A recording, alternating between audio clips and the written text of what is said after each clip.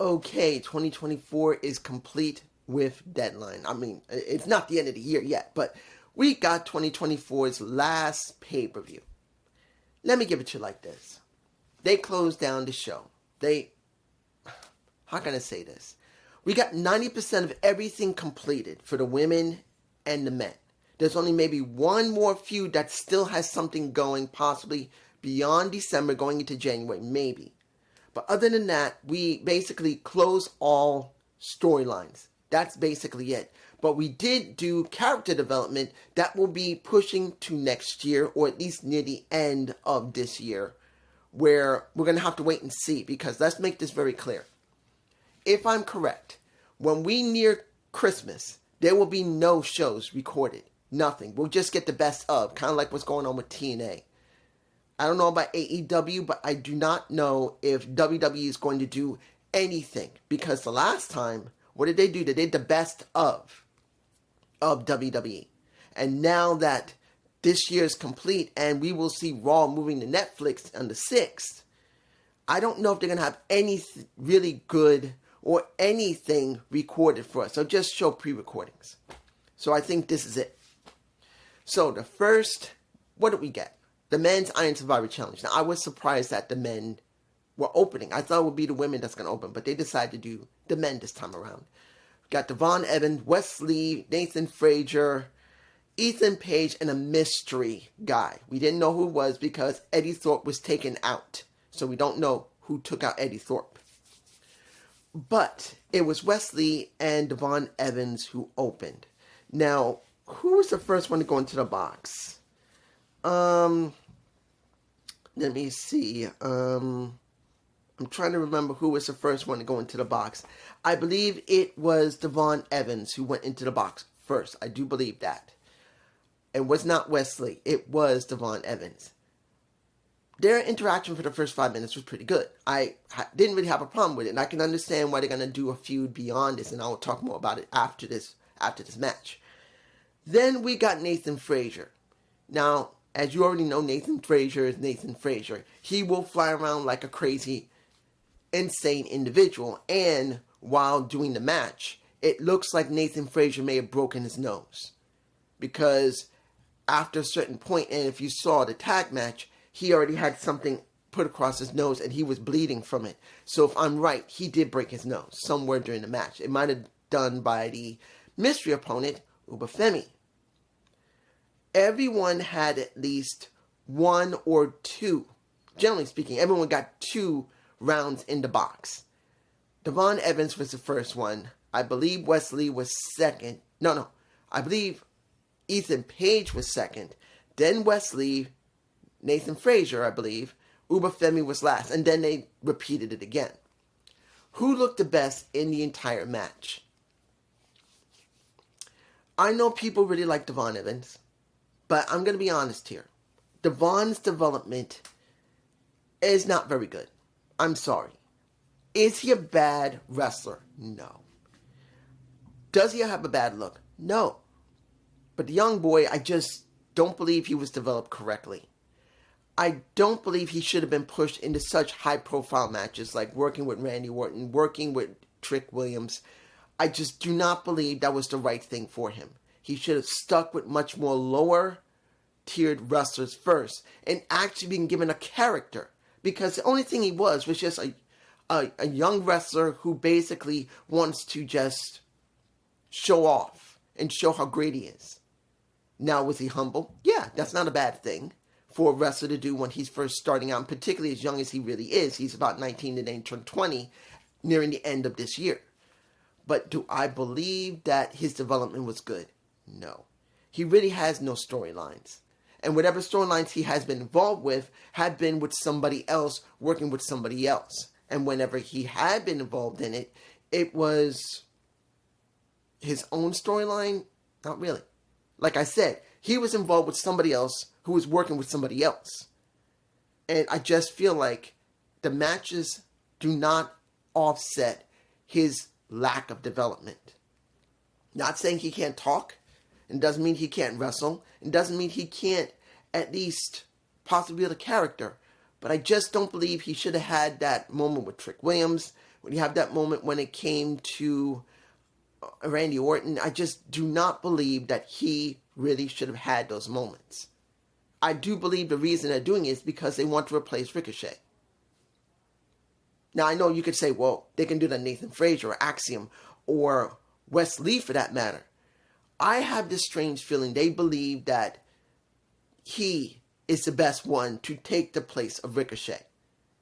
Not saying that his acrobatics is any better than the others, because he's not better than Wes Lee. I'm telling you, I watched Wes Lee, the former... Look, I love Desmond Alexander. I do. He's my boy. He will always be my boy. I will love him. As Wes Lee, I'm sorry. He's a much more developed person. Nathan Frazier's more developed. Axiom's more developed. Even Cedric Alexander, even though he's been on the roster for, 8 years at least, he's more developed. As not just as a character, but also as a high flyer. I'm not against him. It's just that they rushed him. And I don't believe they should be rushing someone that young and not begin to have him understand what it means to be in a feud.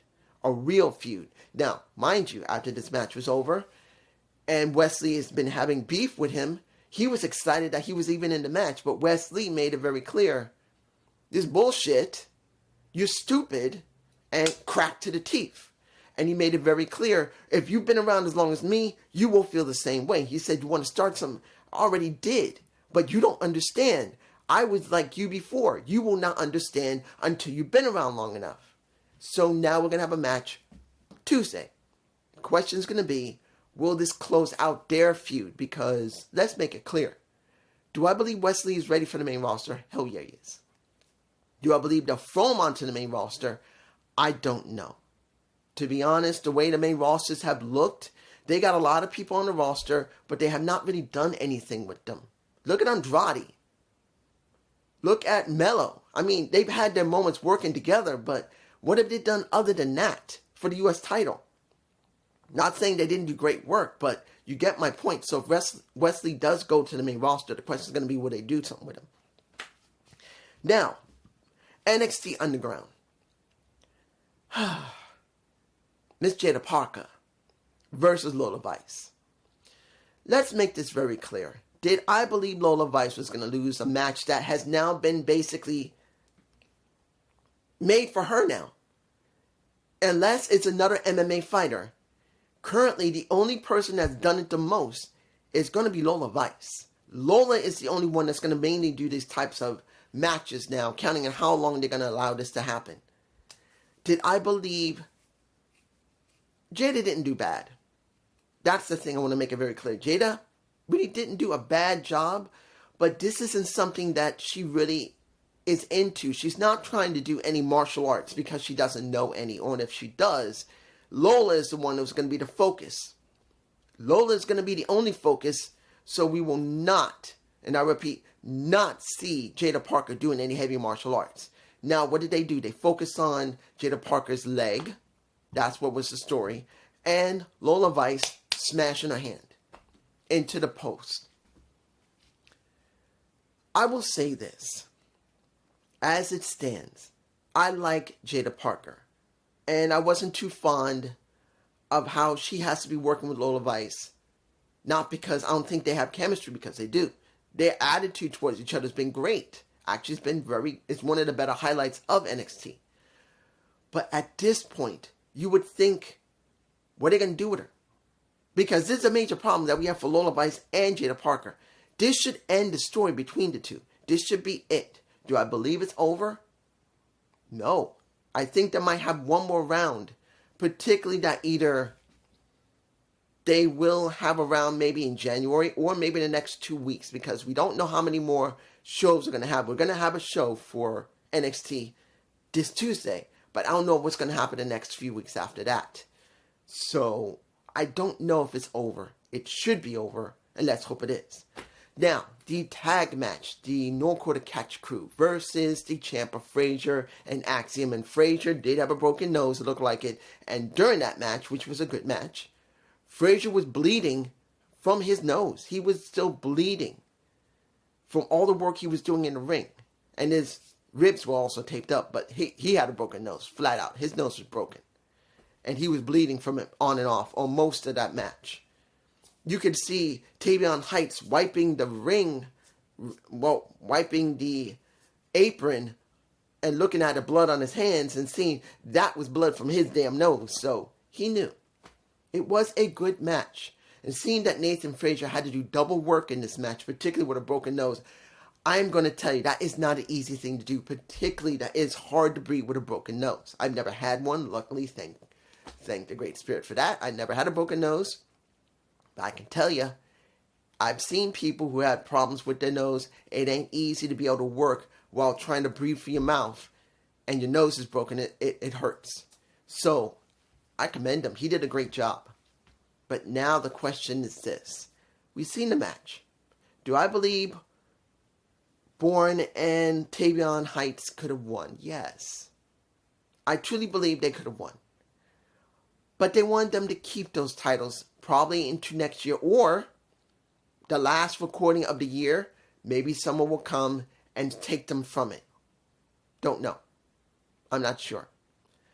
But the champions kept their titles. Question now is, what do we do? What happens now with No Quarter Catch Crew and particularly the tag champs? They've gone through practically everyone in the roster.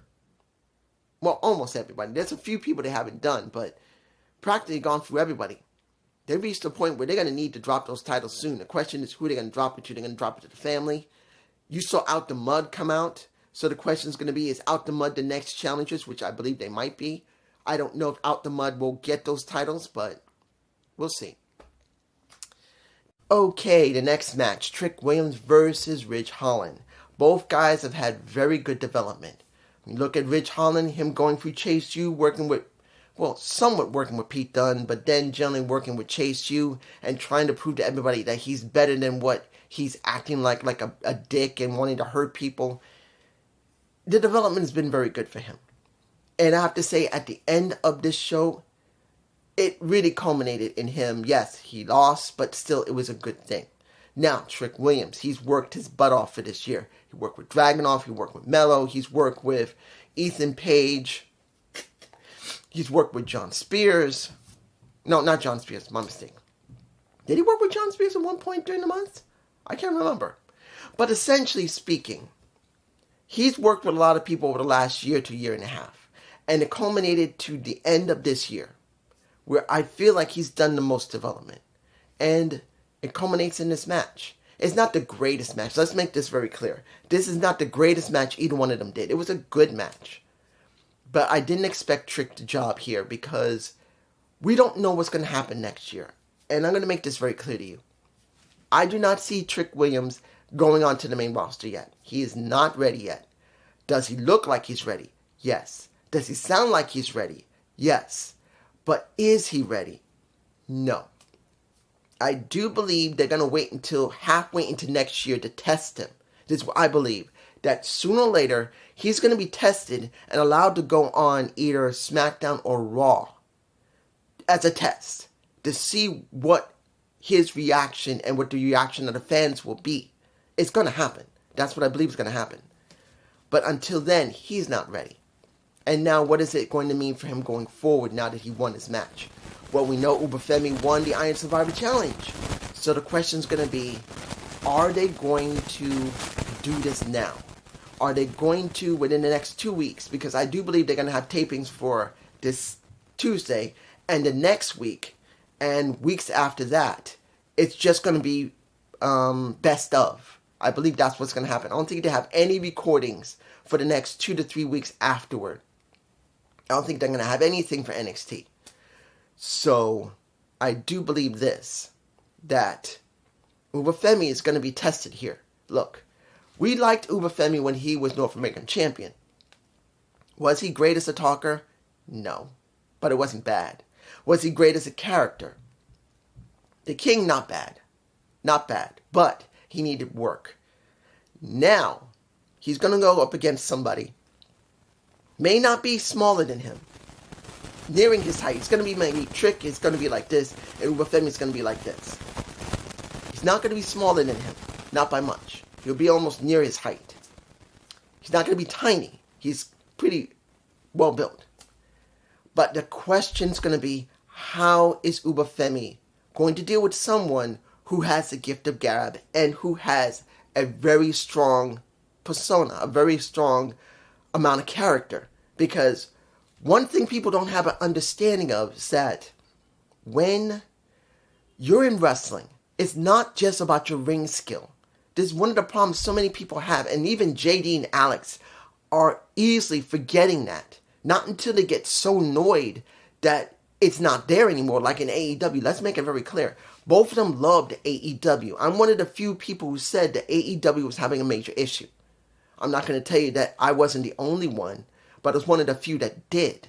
That I wasn't against AEW. I liked it, but I could tell the character development and building people properly was not the focus. It was just getting people to wrestle, getting people on the show, and it didn't make a difference how bloated the roster was. And remember, both of them talked about getting anyone on there that came from WWE. It doesn't make a difference how much money Tony Khan blew. It didn't make any difference if the roster was bloated. Just get them on there. They learned. You need character development. You need people who have charisma, have story. And Uba Femi is going to be a big question.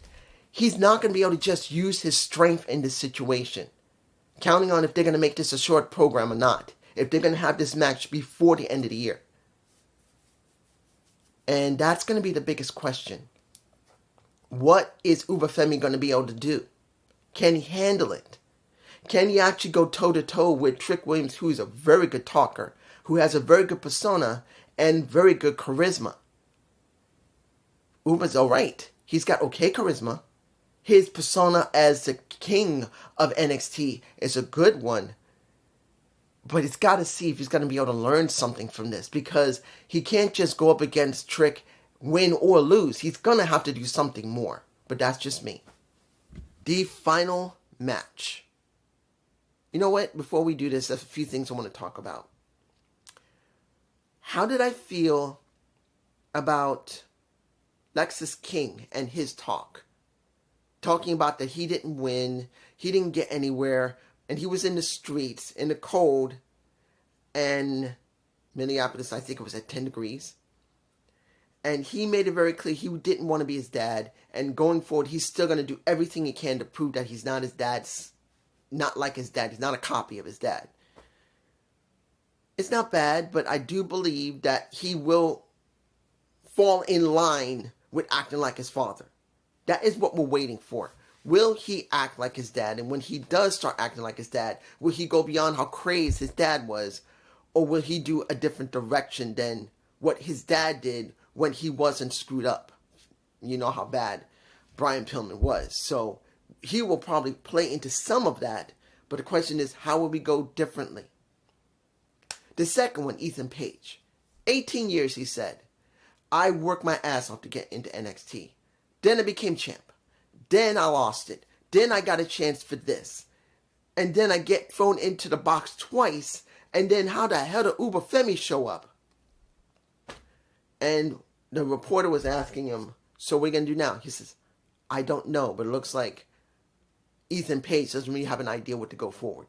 So we got this. So does it mean Ethan Page is going to turn to a face? I don't think so, but he could.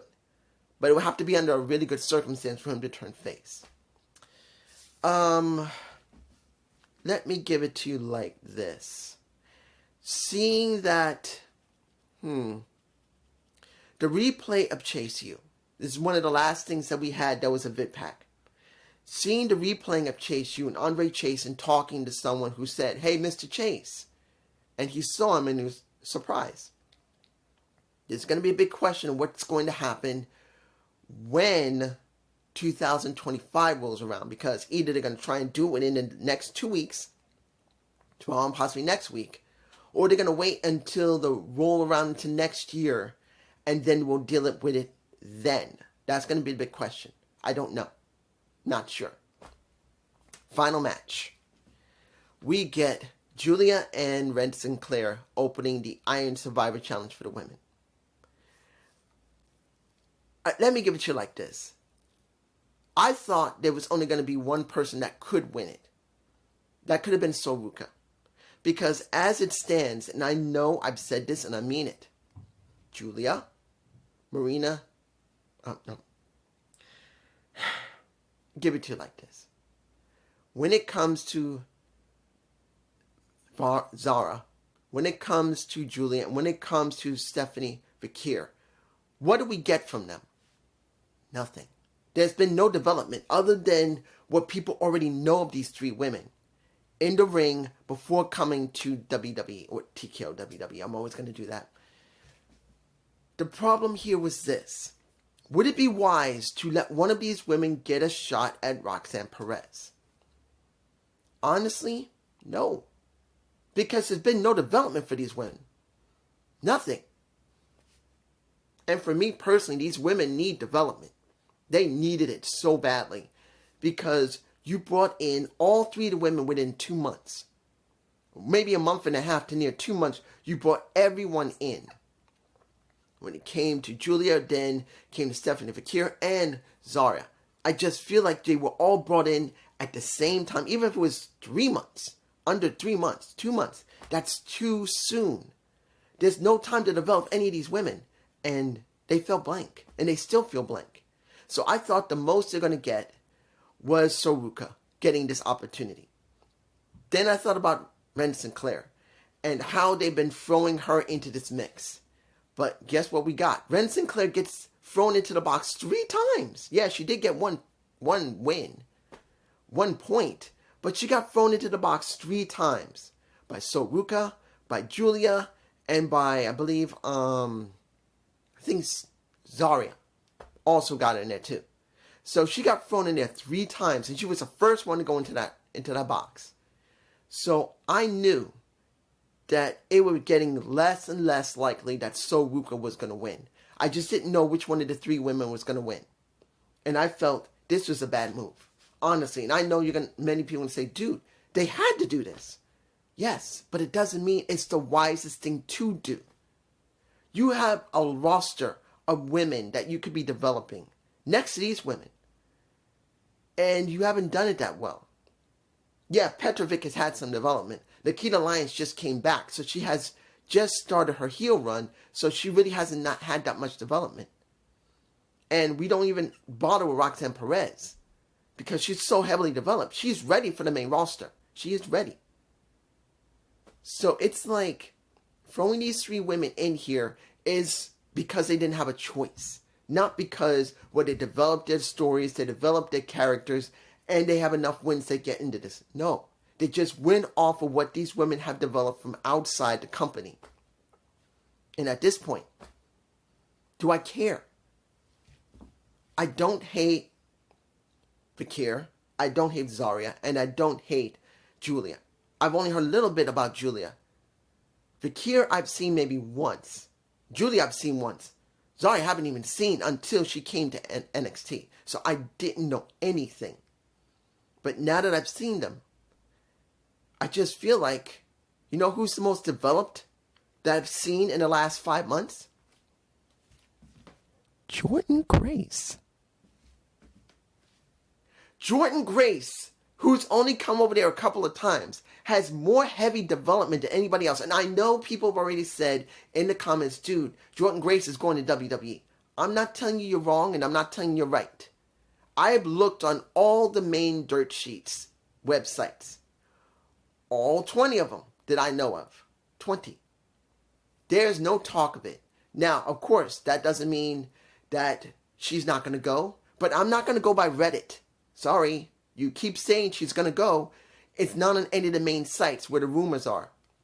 There is no rumors at all on any of the main wrestling sites that talk about Jordynne Grace going to WWE. Not at all.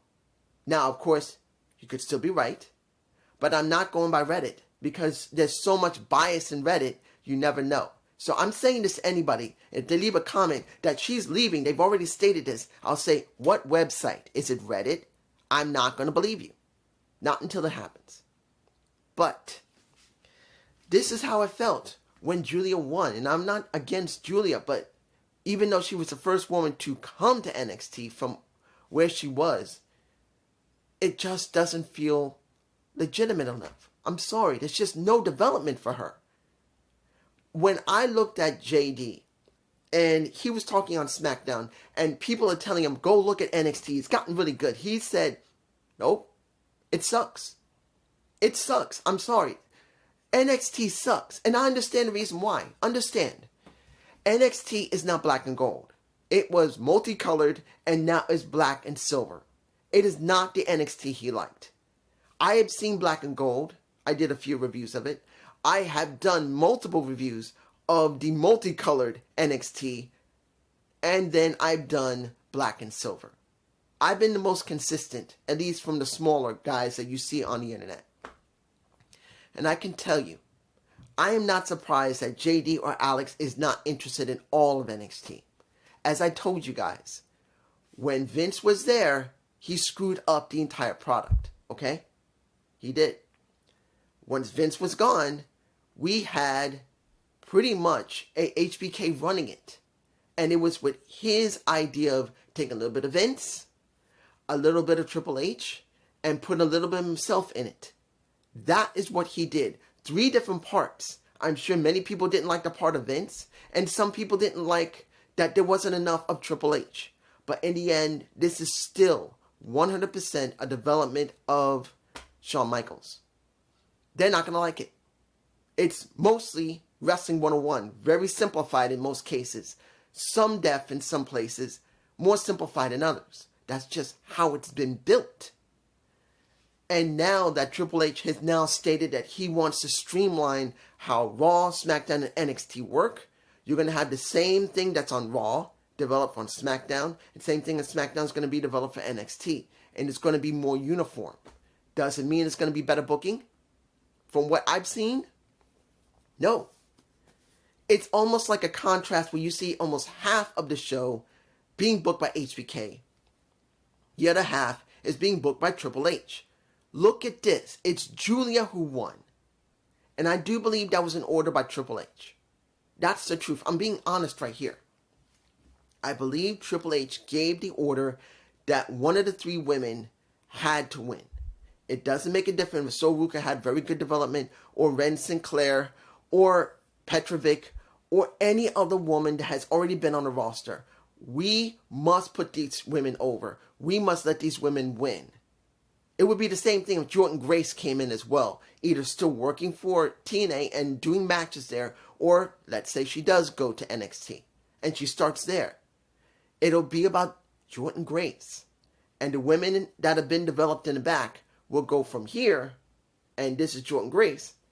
It'll be like this. Jordynne Grace will be the most important person there because she has the most spotlight. She's developed herself so much. She's known outside the company just as well as any one of the women that you see. Julia, Zara, as well as Stephanie Fakir. That's the deal. And it shows here. It just shows. And it just doesn't feel like a real 3.0 like it was for maybe about a couple of months before Triple H took over. The reason there's some people that are liking it is because they understand that it's not the biggest and most greatest wrestling promotion. It's a developmental. It's not the greatest writing. No. It's a little bit of Vince, a little bit of Triple H, a little bit of HBK. That's what you get. And there's some people that just like that kind of combination. A little bit of the old 90s Vince, a little bit of the old Triple H, and a little bit of old Shawn Michael.